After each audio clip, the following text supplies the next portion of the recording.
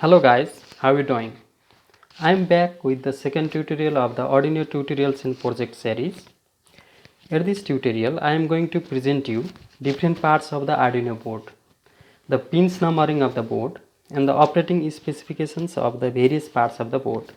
Okay, so in the first tutorial of this tutorial series, I had provided some essential and basic concepts of the Arduino development environment. If you have not watched that tutorial, I would like to recommend you to watch the first tutorial also, which you can find in the playlist of this tutorial series. So at this tutorial, I am going to provide you some more detail of the Arduino board. It is very important to identify the different parts of the board and to know the operating conditions of the board before you start the project. Otherwise, you may damage the board and you cannot start the project. Among the many boards available in the market, I will introduce you the Arduino Uno board and pin out details of it. I will also introduce you very exciting newly released boards Arduino Protenta S7 and Arduino Nano Every. So watch the video until the end. You can also find the details of these tutorial topics at the description section of this video. Before we start the tutorial, I would like to list out what are the learning objectives of this tutorial. At the end of this tutorial, you will be able to answer the following questions. Which Arduino board is quite popular? Describe the meanings of analog input-output, digital input-output, PWM output signals, where the pins of these signals are located in the Arduino board. What are the different methods you can power up your Arduino board? How ADC is used in the Arduino board? What are the major parts of the Arduino board? Identify the location of the various important parts in the Arduino board. Explain the specifications of the Arduino Uno. What is clone or minimum system development board? Explain the specifications of the Arduino Protenta S7 and Arduino Nano Every. Okay, the answers of all of these questions you will find through this tutorial. Okay, so let's start with the tutorial. In the previous tutorial, in tutorial 1 of this tutorial series, I had mentioned you various Arduino development boards. I was curious about to know which Arduino board is quite popular. I found the answer on the SparkFun website. SparkFun is one of the leading electronics component manufacturer. As you see in the data here, the Arduino Uno is quite famous among the others. Arduino Nano is in second position. However, this data is from 2015. It may have changed in the recent years, but for sure, Arduino Uno is the most famous board. Almost 90% of the problems which can be solved by 8-bit microcontroller, we can solve with Arduino Uno. Some people choose other boards also according to their requirement. For example, if you require more input-output pins, you may consider to use Arduino Mega. If you want a smaller number of the pins, you may want to use Arduino Mini. Not only the specifications, but the size and cost also can matter according to the specific requirement. Okay, for this tutorial, we will use the Arduino Uno board.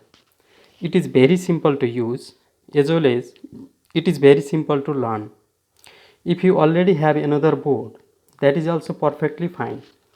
There won't be much change. It is not necessary to learn each and every board. Also, it is not like possible to learn each and every board. You can easily learn another board if your product require the features that matches that board. Okay, so let's continue with this Uno board. Please comment on the comment section which Arduino board you have. Before we going to see the Arduino board, I would like to discuss what are input and output signals for the board. It is very essential to identify what type of signals you want to interface with the board. Let's start with what is digital signal.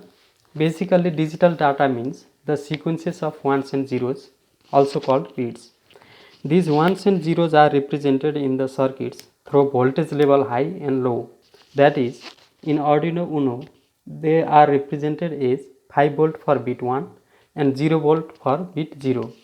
Okay. So digital pins in the Arduino board can be represented in either in the input mode or in the output mode.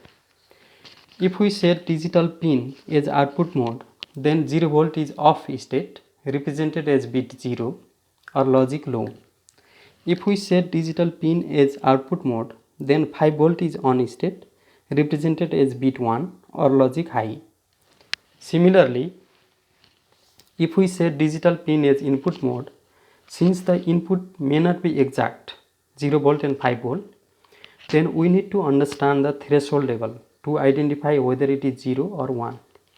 In Arduino Uno, below 0.8 volt is considered as 0 and above 2 volt is considered as 1. Similarly, if we talk about analog signal represents continuous values. For example, the data from temperature sensor. The sensor provides continuous data. The microcontroller converts this data to digital value through analog to digital converter ADC, and we can display into the display device such as LCD or OLED. Similarly, we have another type of signal, pulse width modulation signal. It is used to generate the pulsed signal from the input data. For example, the rectangular wave, the square wave, the sawtooth wave, etc. are PWM signals. These type of signals are very useful to control the intensity or speed of the various devices such as motors, light bulb to control the dimness of the bulb. In Arduino, basically it is used along with the filter to equip the functionality of the digital to analog converter DAC. You can see in the figure rectangular pulse width modulation signal. It has two important parameters, pulse width, that is duty cycle, and pulse period, that is pulse repetition time period. If we have larger duration time period pulse width modulation signal, the signal frequency will be small and the PWM signal drives the load slowly. If we have shorter time period signal, the signal frequency will be higher and PWM signal drives the load very fast. With the control of the duty cycle and time period, we can control the driving load speed or intensity. In Arduino board, we can apply the power to the board with three different methods. For the simple experiments and to play with Arduino IDE, it is very handy to apply the power through USB. We can also apply the power through barrel jack as an external power source and also with VIN pin. When we apply through the external source, the maximum voltage we should apply is 12 volt. Okay. When you do electronic experiments, first of all, you need to know maximum and minimum operating conditions of the given electronic device. It is very important to see the data sheet, reference manual, and sometimes the application notes provided from the manufacturer. In the Arduino Uno case, the range of the supply voltage to the VIN pin and barrel jack is 7 volt to 12 volt. Do not try to exceed these limits. In theory, you can input up to 20 volt, but your board will be heated up and it may not function well. The input voltage will be taken by the inboard voltage regulator and that will convert to 5 volt before applying voltage to the microcontroller. In the case of the USB cable, the computer provides 5 volt to the USB, that is fine. In Arduino Uno board, we have 10-bit resolution analog to digital converter. The 10-bit resolution means it can divide analog voltage into 1024 steps while converting from analog to digital. The ADC converts analog voltage into digital bits. Okay, so now let us see the basic parts of the Arduino Uno board. Okay, first of all, let's see the power supply section. Any Arduino board can be connected to the power source with USB or with barrel jack or with VIN pin. See the analog pins location. The analog pins inner to A5 for the case of UNO can be used to take the analog signal from outside world, that is analog input or from the analog sensors. Okay, see the digital pins location. The digital pins can be used to take the digital signal from the outside world, that is digital input, or to provide digital signal to the outside world, that is digital output. See the pulse width modulation location. The pulse width modulation pins can be used to output analog signal to the outside world, analog output. These pins can also be used as a digital pins. Reset pin is here. It allows resetting the Arduino and loading the code again. Microcontroller is here. This is microcontroller used in Arduino board. Power LED is at 13 number pin. This LED will be on just after you connect the Arduino board with the power source. If it does not glow, that is the indication that there is some problem. Voltage regulator is here. Voltage regulator regulates the input voltage to the Arduino board.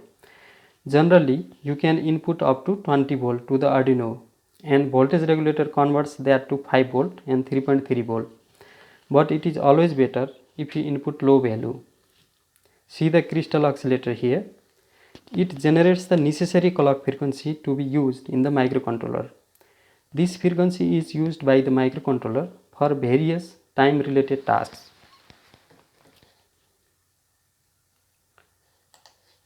Now let's see the Arduino Uno board operating conditions.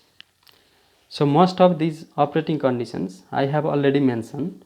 In Arduino Uno we have 8MEGA328P microcontroller. Its operating voltage range is 5 volt. Input voltage recommended is from 7 volt to 12 volt, and input voltage limit is 6 to 20 volt. We have 14 digital input output pins. We have 6 PWM digital input output pins. We have analog input pins number 6 numbers, and we can apply up to 20 milliampere DC current to the input output pin. And we have a flash memory of 32 kilobyte. We have SRAM of 2 kilobyte. We have EEPROM of 1 kilobyte. Clock speed is 16 megahertz. LED bulletin is at 13 pin number 13. Okay, so let's see the original Arduino board. It is here. It cost about 20 euro. It has, this is the USB port. This is the barrel jack. We apply the power here. This is the microcontroller section, and these are the PWM and digital input output pins sections, and this is here we have analog sections. Okay, and this is the clone of the Arduino Uno board. Its name is Arduino Uno R3. I had ordered it from the AliExpress. Okay, for prototyping purpose, for student project, it is also fine to use lower cost version of the development boards available in the market. Such boards are called clone or minimum system development board. You can also find such development boards in your local market, or you can order online, where you can order in very low price. I will provide you all the necessary hardware components we are going to use for this tutorial series in the next tutorial. So you can order together all the components that will save your money. I will also provide you alternative way of learning, that is with online simulator. That means online software which provides the facility to simulate the circuits. It will be very useful to you. You can easily and quickly build the circuits using Arduino board. You can write the necessary code and see the results immediately. But it should be used for the learning purpose, just to verify the principle of your idea, whether that is feasible or not, before you build the project with real components. So this software is free and I will introduce you in the next tutorial. Stay tuned. Okay, so now let's see this clone. It has all the necessary parts as in original Arduino board. The parameter and operating conditions are also same. If you have different clone than these, that is also fine, and you should always see the datasheet and manuals of the particular board before using. You should find out how you can use these, what input voltage and current you can input to the board. Okay, so we see the different parts of the board. Try to find out the pin numbers for different parts. For example, find out the power supply pins be in 3.3 volt, 5 volt pins and ground pin in your board. Those are clearly written in the board itself. Also, analog pins are A0 to A5. You can see those pins. Input output pins are from 0 to 13. Inbuilt LED is at 13. PWM pins are 3, 5, 6, 9 and 11 pin. External interrupts pins are 2 and 3. Serial communication pins are RX and TX are 0 and 1. You can also see the A reference pin, which we may need to use for the analog external reference when we do the projects. I will explain about this in detail in the next tutorial, in next upcoming tutorials. From the pins, you may have noticed that some pins perform multiple functions. Yes, that is true. How we can use the same pin for multiple purpose? We need to specify through the code. We will see how we can do this in the upcoming tutorials. I hope you understand the pinout of UNO board. Okay, Arduino Uno board. Okay, now let's see the Arduino ProTenta S7.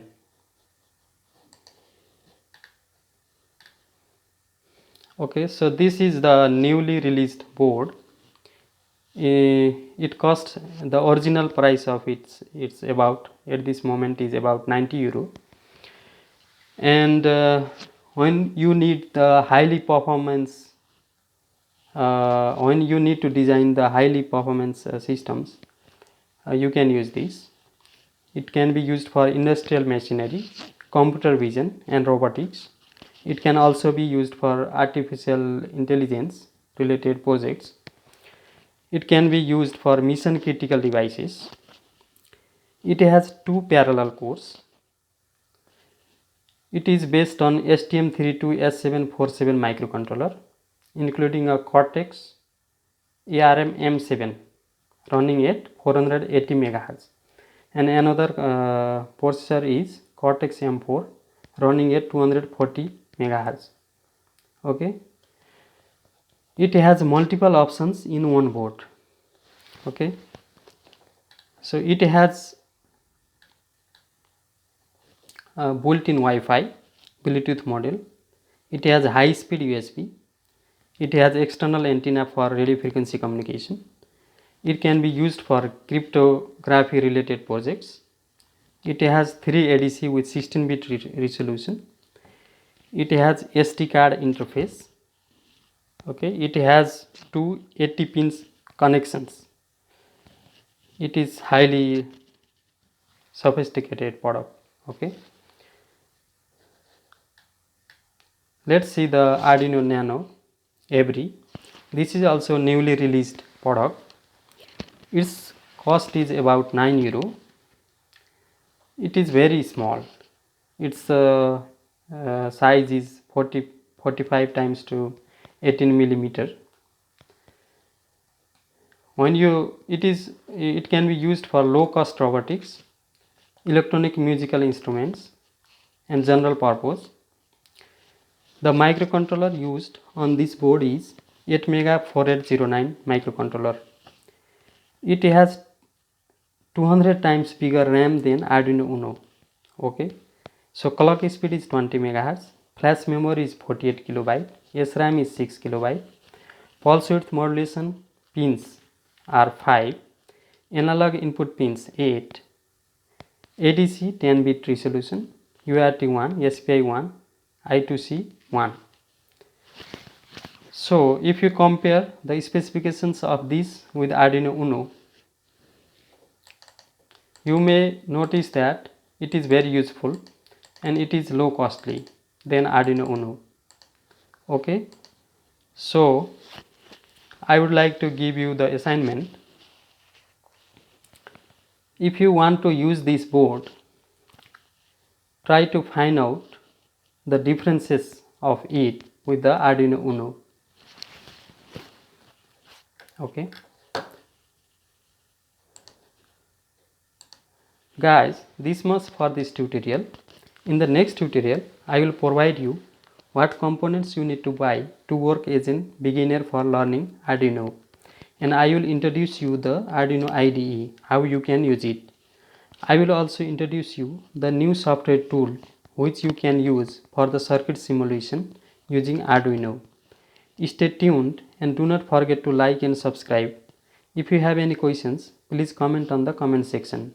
So see you on the next tutorial. Goodbye.